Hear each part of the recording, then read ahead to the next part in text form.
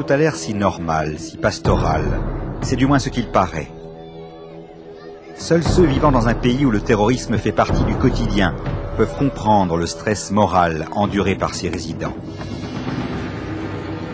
L'objectif du terrorisme est de saper le sentiment de sécurité de l'individu. Et même lorsqu'on veut oublier, se persuader que tout est normal, la vérification des sacs à l'entrée de tous les lieux publics nous rappelle sans cesse la menace.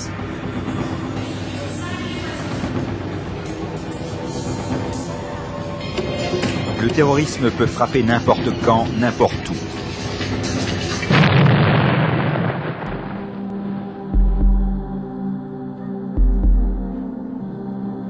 Il ne fait pas de distinction entre les êtres humains, peu lui importe de toucher un homme ou une femme, un adulte ou un enfant.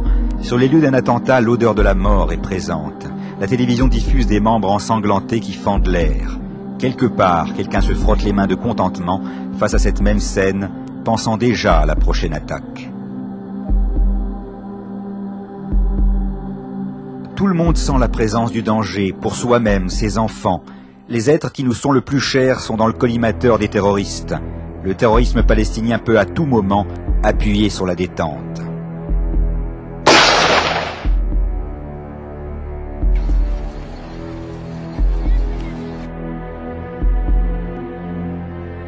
Aucun parent ne peut garantir la sécurité de ses enfants.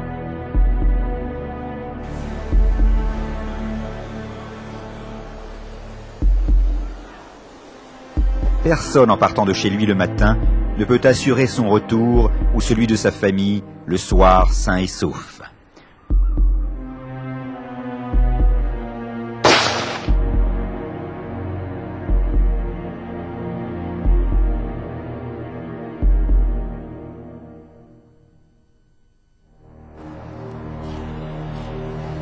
Chaque trajet dans les transports publics signifie risquer sa vie.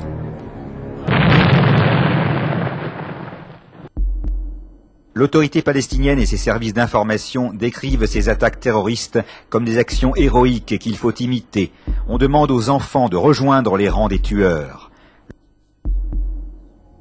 L'autorité palestinienne transmet ce message à la jeune génération. La vie a pour objectif la mort.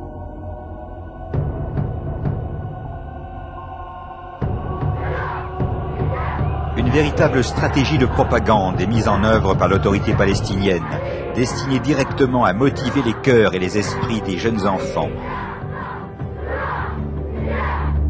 On leur demande de prendre part de leur plein gré aux actions terroristes, de renoncer à leurs jouets pour les remplacer par des pierres.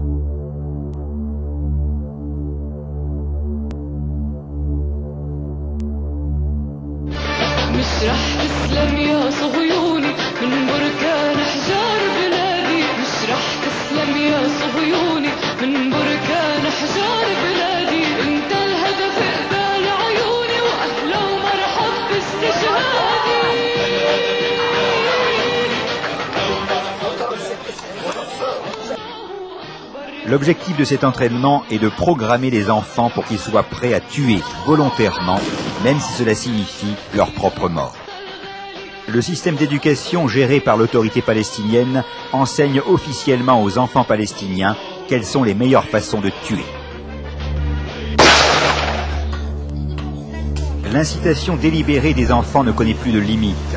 Par la télévision, les messages radiophoniques, elles pénètrent dans les écoles où les manuels sont truffés d'enseignements de la haine.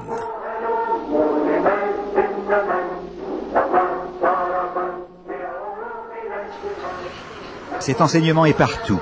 Dessins animés, caricatures dans des magazines pour enfants et des journaux leur rappellent qu'il faut jeter des pierres. Les photographies d'enfants shahids ou martyrs ornent tous les murs.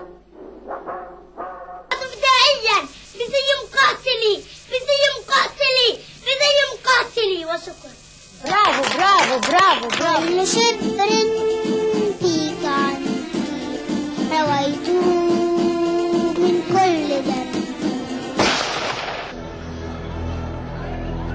Tous les Palestiniens ont été exposés à une propagande inhumaine au cours des dernières années. L'essentiel du message étant « tuer le plus de juifs possible ». Ce message ne se retrouve pas uniquement parmi les extrémistes, il est admis ouvertement.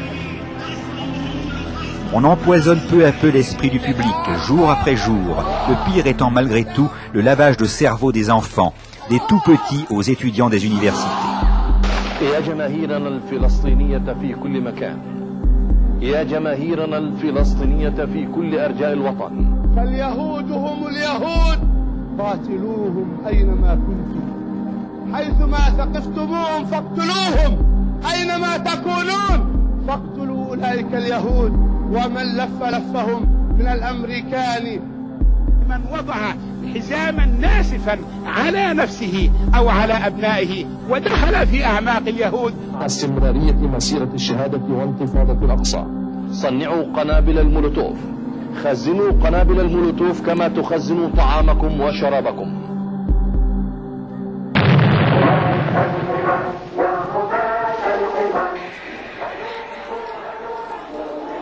L'autorité palestinienne veille à publier partout des photos d'enfants blessés lors des violentes manifestations. Mais lorsqu'on demande ce que faisaient ces enfants à ces manifestations, on découvre une chose horrible. Des enfants affrontant les soldats sont profitables à la propagande palestinienne. Cela donne de bonnes images, surtout si les enfants sont tués ou blessés. On n'apprend pas aux enfants à avoir peur de la mort, mais à l'accueillir avec joie. C'est difficile à croire, mais les parents eux aussi encouragent cette attitude. Pour encourager les enfants à commettre des attentats suicides, c'est tout un culte qui est né autour du shahid, mort dans un attentat.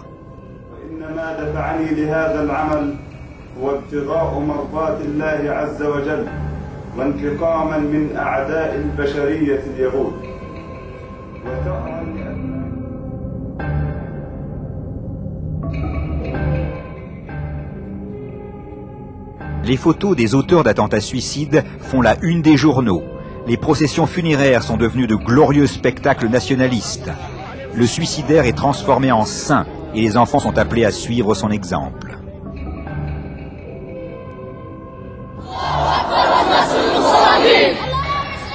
L'un des enfants a répondu oui à la question « Es-tu prêt à te faire sauter lors d'un attentat suicide ?»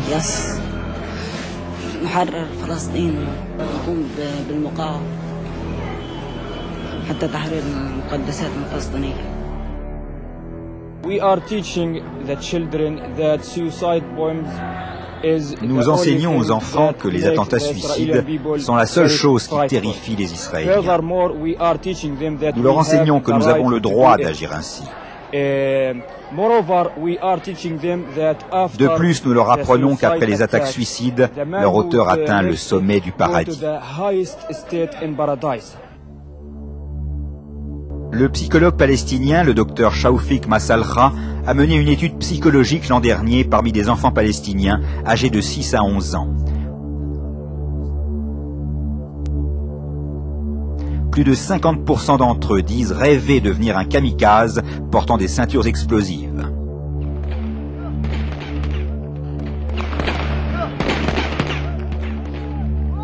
Le docteur Massalcha déclare que dans une dizaine d'années, la génération devenue adulte, meurtrière et haineuse sera prête à mourir dans des missions suicides. Dans une société dans laquelle des enfants assassins sont choses légitimes et font partie de son idéologie, la morale humaine normative n'existe plus. Quelles règles morales ces enfants vont-ils à leur tour transmettre à leurs propres enfants ?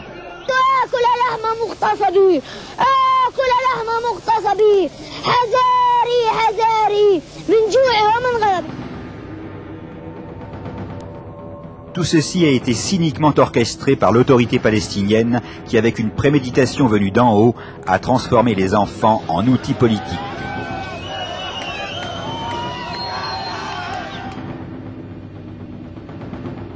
Nous devons nous demander quel type de gouvernement appelle ses citoyens à devenir des tueurs froids, tout en se présentant au monde comme une victime désirant uniquement la paix.